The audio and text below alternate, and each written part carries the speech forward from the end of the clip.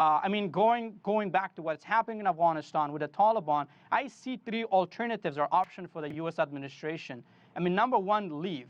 And there will be civil war, there will be chaos, there will be safe havens of terrorists, and that will put a bad credibility on the U.S. And number two is to go back to Operation Enduring Freedom. I remember in 2003, 2004, and 2005, Afghanistan was really safe. Taliban were in Pakistan, neighboring countries, regrouped, they came back. 2006 and beyond started really bad. So that is to support Afghan security forces, air support, financial, intelligence, all reconnaissance. And the third is support the peace talks. And I believe that the negotiating settlement in Afghanistan is the best alternative. However, keeping a small number of troops is essential. It's number one because diplomacy works when there's military pressure on the ground. It doesn't work with the Taliban. We understand Taliban's techniques of violence. As Michael mentioned, with a violence, they have nothing, and that's why it gives them more hand in a negotiation. So you have to stay in Afghanistan because the job is not done yet. The mission is not done yet. All right. So that's how... Yeah, I just want to go to Ambassador Omar Samad.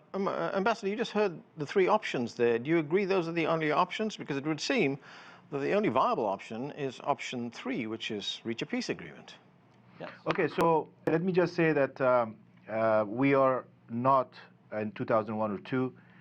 We are in 2021, 20 years later, and the ground situation, as our friend said, is very different. Back then, there were no Taliban. The Taliban re-emerged in 2004 and 2005. So if you had peace and stability, it was because they were back in their homes or in Pakistan in their camps.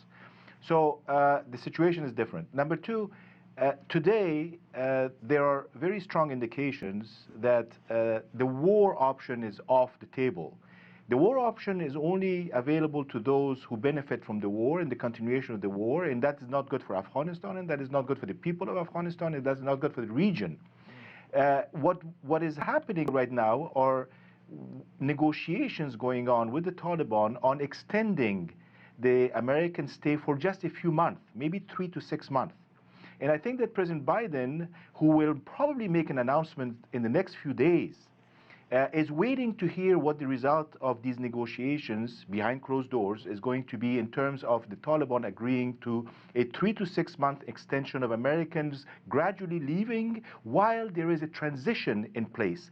And that transition is going to take place in Turkey, as was mentioned earlier, in the next few weeks, early in April, in the first month of April, right before Ramadan.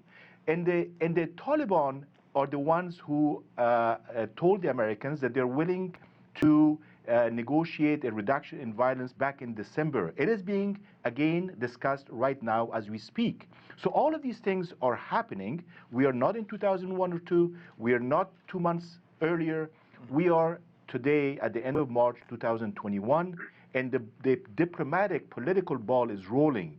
Nobody is really thinking about going back to war in Afghanistan. That is not a very sane or very smart way of addressing the Afghanistan problem. Ahmad Shah Mohibi, very quickly, do you agree that what you said was option 2, a return to war, a resumption of Operation Enduring Freedom, is not really an option because nobody benefits from that. It doesn't go any way towards resolving this. Yes, well, option 3 is what I think is the best in Afghanistan. Yes, I agree with Mr. Ambassador that war is not the solution. But when I'm talking about 2001 and 2 and 3, and later on when I started working with the DoD, they're the same Taliban I see today.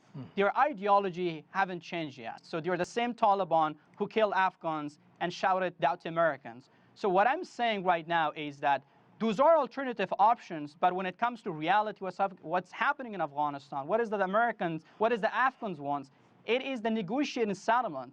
But there is one thing to remind, and I'm going to emphasize on that, that the U.S. troops' presence in Afghanistan gives a moral support to the Afghans.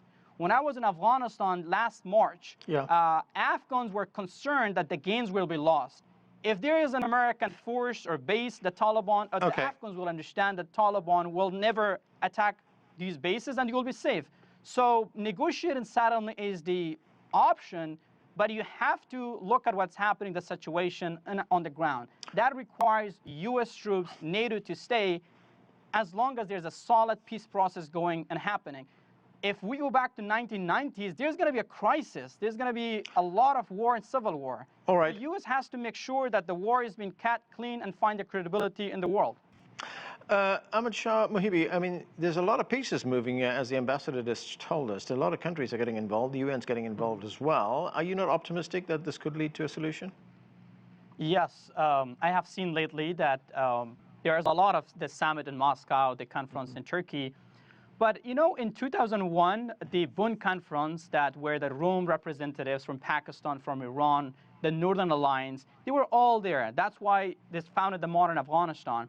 You know, if the Taliban were part of that conference, I believe there would not be this 19 years of war, and there will be a different Afghanistan. Okay. So I see all these moving parts happening. Yeah. I see a potential second Bonn-style conference to decide Afghanistan. That will mean the end of President Ghani's government and hopefully transition and something that could lead. I want to go